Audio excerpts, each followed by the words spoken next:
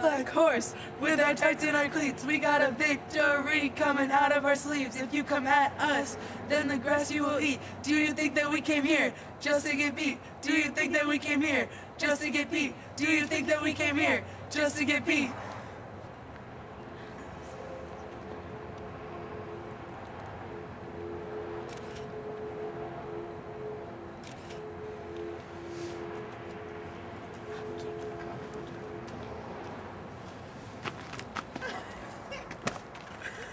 Here, wait, get closer together. I'm like terrible at throwing the ball. Throw it to Ellen, see how she does.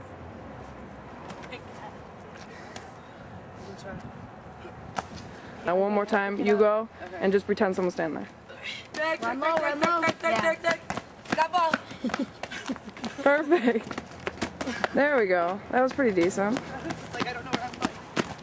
What was that? I'm sorry. That was a forward pass.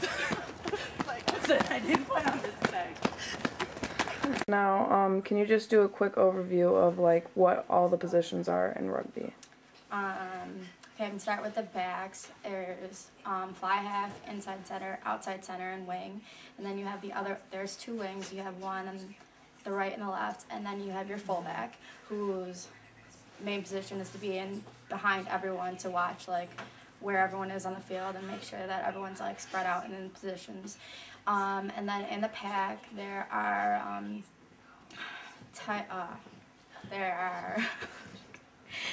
guys, name some forward positions.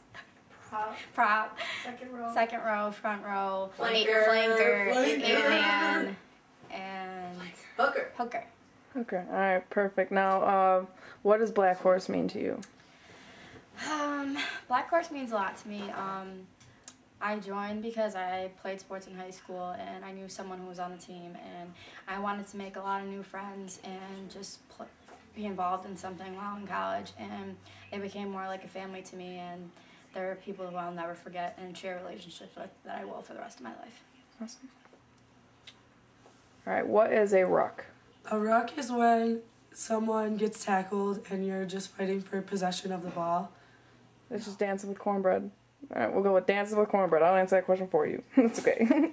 Alright, Lash, can you please explain a line-out, a maul, and a scrum, please? Okay. A line-out is, it's when you compete for the ball after it's gone out of bounds. Like in basketball, they throw it in.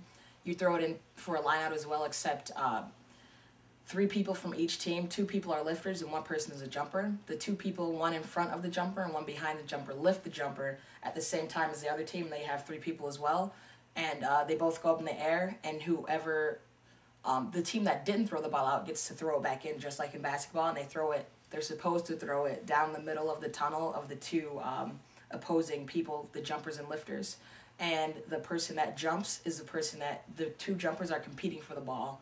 So since it's going in the middle, they both reach inward, and whoever gets the ball, that's who gets it from when it went out of bounds. Okay. And a maul? A maul is just a play, pretty much. It's a forwards play. You have the forwards and the backs, and the forwards do the mauls because they're usually the bigger, stronger players. And what happens? A maul is when someone holds the ball. Usually this is why a maul takes place. Someone is holding the ball and someone from the other team tries to take it from them, but they can't take it. So then they usually pull the ball back and forth. So people from each team hit the maul. So if my team is over here and the other team is over here and we're competing for the ball, a forward from my team would come around and push the 2 people, and that's how a maul is created. So they're driving them this way, and of course we want to gain yards. So we're going to go this way, and the other team doesn't want you to gain yards. They want you to lose yards, so they're going to hit them all, and they're going to go this way. So basically, it's kind of like a competition of strength. So more people join in, and everybody hits it, and it becomes a huge cluster of forwards pushing each other, mauling. And the point of a maul is to get the ball out. If you can get the ball out successfully, by passing it like to your players, back to your players, then you win the ball. But if you can't present the ball, then it's a penalty. Alright, perfect. Now, what is a scrum? A scrum is another competition for the ball. A scrum down usually happens for a penalty or, I don't know, some other reason. And it is when the forwards, again, because, you know, they're awesome. When the forwards compete for the ball, they go down. You have 8 people in the scrum. 3 in the front row, 2 in the second row, 1 on each side of each of those second rows. But they're also kind of connected to the people in front, the front rows. And then on the very end is the 8-man. It goes in order. So the front row, the numbers on their jerseys are 1 through 3. And then the second row and the flankers are 4 through 7. And then the 8th man is the 8-man. So they wear the 8 jersey.